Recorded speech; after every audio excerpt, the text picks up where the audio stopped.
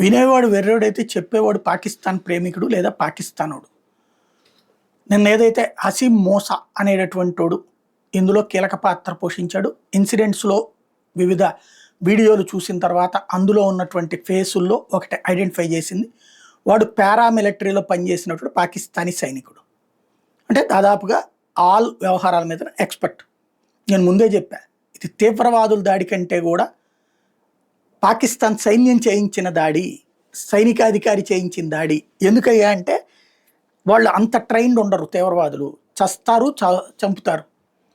ఇట్లాగా ఓ టెక్నాలజికల్గా ప్లస్ మతం అడిగి ఈ వ్యవహారాలు చెయ్యరు. అందులో బాడీ క్యాంప్స్ పెట్టుకుని చేశారంటే పాకిస్తాన్ అవతల నుంచి ఎవడో మానిటర్ చేస్తున్నాడు, అదంతా లైవ్ చూస్తున్నాడు, అదంతా చైనా యాప్స్ ద్వారా చూస్తున్నారు. అంటే ఖచ్చితంగా ప్రభుత్వమే ఇన్వాల్వ్ అయ్యి ఉంది. ప్రభుత్వంలో ఉన్నటువంటి ఏదైతే ఆసిఫ్ మునీర్ గాడికి సంబంధించిన వాళ్ళు ఎవరో ఇన్వాల్వ్ అయ్యి ఉంటారు అన్నటువంటి. ఇక్కడ ఆడు పారామిలిటరీ కాకపోతే ఇప్పుడు కాదు, లష్కరీలో పనిచేస్తున్నాడు, ఇవన్నీ సొల్లి కబుర్లు.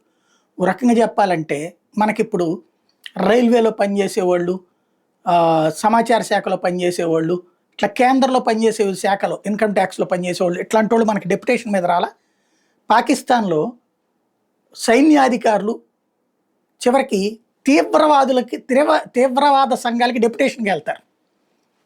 తీవ్రవాదుల పేరుతో వచ్చి ఈ దాడులకు పాల్పడుతుంటారు. ఎందుకంటే ప్రత్యక్షంగా తీవ్రవాదులు అయితే ఇప్పుడు భయపడి చేస్తున్నారు. ఎందుకంటే చావము అనుకున్నప్పుడు వచ్చి చాలా చేసిపోయారు. కొంతమంది చావడానికి రెడీ అయ్యి వచ్చిన వాళ్ళు ఉన్నారు.